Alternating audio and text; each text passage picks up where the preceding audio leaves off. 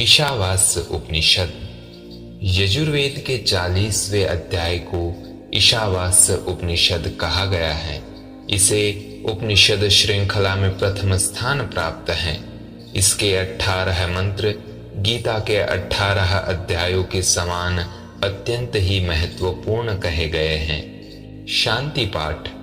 वह पर ब्रह्म पूर्ण है और यह कार्य ब्रह्म भी पूर्ण है, क्योंकि पूर्ण से ही पूर्ण की उत्पत्ति होती है तथा प्रलय काल में इस पूर्ण कार्य ब्रह्म का पूर्णत्व लेकर भी शेष पूर्ण पर ब्रह्म ही रहेगा। ओम शांति शांति शांति। ईशावास्यम आदि मंत्रों का कर्म से विनियोग नहीं है, क्योंकि वे आत्मा के यथार्थ स्वरूप का प्रतिपादन करने वाले हैं, जो कि कर्म का शेष नहीं है। आत्मा का यथार्थ स्वरूप शुद्धत्व, निष्पापत्व, एकत्व, नित्यत्व, अशरीरत्व और सर्वगतत्व आदि हैं, जो आगे कहा जाने वाला है। इसका कर्म से विरोध नहीं है, अतः इन मंत्रों का कर्म से विनियोग न होना ठीक ही है। आत्मा कैसे लक्षणों वाला यथार्थ स्वरूप उत्पाद्य, विकार्य, आप्य और संकार्य अथवा कर्ता भोक्ता रूप नहीं है, जिसमें कि वह कर्म का शेष हो सके। संपूर्ण उपनिषदों की परिसमाप्ति आत्मा के यथार्थ स्वरूप का निरूपण करने में ही होती है तथा गीता और मोक्ष धर्मों का भी इसी में तात्पर्य है। अतः आत्मा के सामान्य लोगों की बुद्धि से सिद्ध होने वाले अनेकत्व, कर्तृत्व, भोक्तृत्व, अशुद्धत्व और पापमयत्व को लेकर ही कर्मों का विधान किया गया है। कर्माधिकार के ज्ञाताओं का भी यही कथन है कि जो पुरुष ब्रह्म, तेज आदि दृष्ट और स्वर्ग आदि अदृष्ट कर्म फलों का इच्छुक है और मैं द्विजाति हूँ तथा कर्मों के अनधिकार सूचक कानेपन तथा कुबड़ेपन आदि धर्मों से युक्त नहीं हूँ, ऐसा जो अपने आप को मानता है वही कर्म का अधिकारी है। अतः ये मंत्र आत्मा के यथार्थ स्वरूप का प्रकाश करके आत्म संबंधी स्वाभाविक अज्ञान को निवृत्त करते हुए संसार के शोक मोह आदि धर्मों के विच्छेद के साधन स्वरूप आत्म एकत्व आदि विज्ञान को ही उत्पन्न करते हैं। इस प्रकार जिनके मुमुक्षु रूप अधिकारी आत्म ऐक्य रूप विषय, प्रतिपाद्य प्रतिपादक रूप संबंध और अज्ञान निवृत्ति तथा परमानंद प्राप्ति रूप प्रयोजन का ऊपर उल्लेख हो चुका है, उन मंत्रों की अब हम संक्षेप में व्याख्या करेंगे। जगत में जो कुछ स्थावर जंगम संसार है वह सब ईश्वर के द्वारा आच्छादनीय है, अर्थात उसे भगवत स्वरूप ही अनुभव करना चाहिए। उसके त्याग भाव से तू अपना पालन कर, किसी के धन की इच्छा न कर। जो ईशन अर्थात शासन करे उसे इट्ट कहते हैं। उसका तृतीयांत रूप ईशा है। सबका ईशन करने वाला परमेश्वर परमात्मा है। वही सब जीवों का आत्मा होकर अंतर्यामी रूप से सब जीवों का ईशन करता है। उस अपने स्वरूप भूत आत्मा ईश से सब वास्य अर्थात आच्छादन करने योग्य है। क्या आच्छादन करने योग्य है? यह सब जो कुछ जगती अर्थात पृथ्वी में जगत अर्थात स्थावर जंगम प्राणी वर्ग हैं, वह सब अपने आत्मा ईश्वर से अर्थात अंतर्यामी रूप से यह सब कुछ मैं ही हूँ ऐसा जानकर अपने परमार्थ सत्य स्वरूप परमात्मा से यह संपूर्ण मिथ्याभूत चराचर आच्छादन करने योग्य है।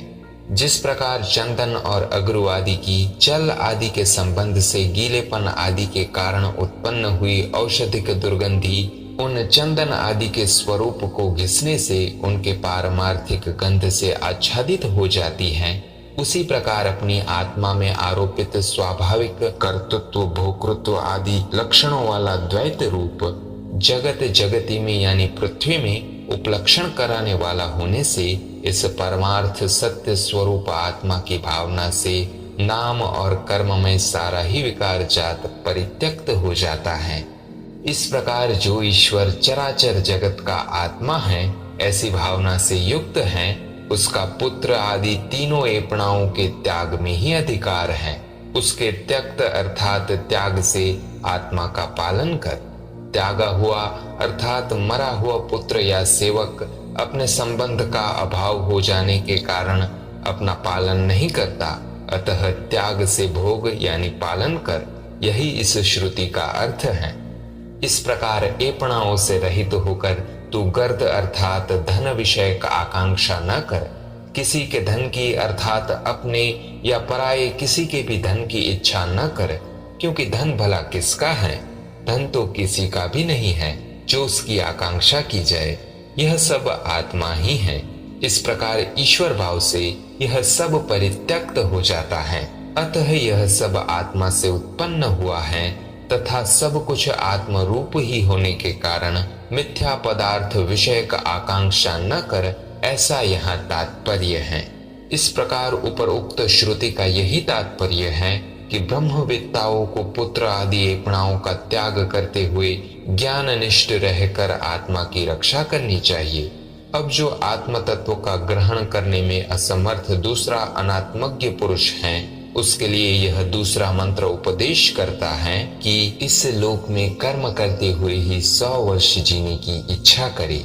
इस प्रकार मनुष्यत्व का अभिमान रखने वाले तेरे लिए इसके सिवा अन्य और कोई मार्ग नहीं है जिससे तुझे कर्म का लेप न हो। इस लोक में अग्निहोत्र आदि कर्म करते हुए ही 100 तक अर्थात 100 वर्षों तक जीने की इच्छा करे। पुरुष की बड़ी से बड़ी आयु इतनी ही बतलाई गई है।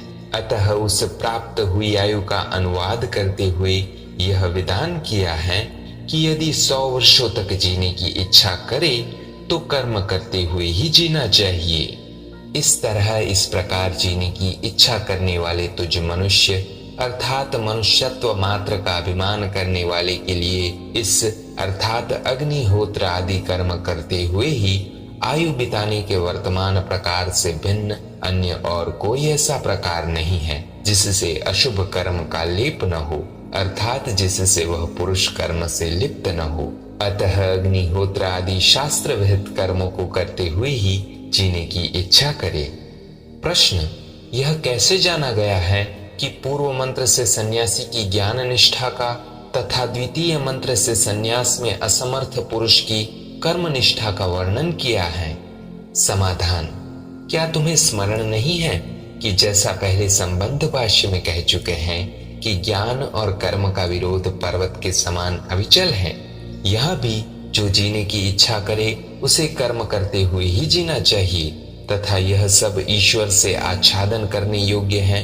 उस चराचर जगत के त्याग द्वारा आत्मा की रक्षा कर, किसी के धन की इच्छा न कर इत्यादि वाक्यों से कर्मी और सन्यासी की निष्ठाओं का भेद ही निरूपण किया है तथा जीवन या मरण का लोभ न करे, वन को चले जाए और फिर वहां से घर न लौटे, इन वाक्यों से भी ज्ञाननिष्ठ के लिए सन्यास का ही विधान किया है तथा आगे इन दोनों निष्ठाओं के फल का भेद भी बताएंगे। ये दोनों ही मार्ग सृष्टि के आरंभ से परंपरागत हैं। इनमें पहले कर्म मार्ग है और पीछे सन्यास। सन्यास रूप निवृत्ति मार्ग से तीनों एपणाओं का त्याग किया जाता है। इन दोनों में सन्यास मार्ग ही उत्कर्ष प्राप्त कराता है। तैत्तिरीय श्रुति भी कहती है कि सन्यास ही उत्कृष्टता को प्राप्त हुआ।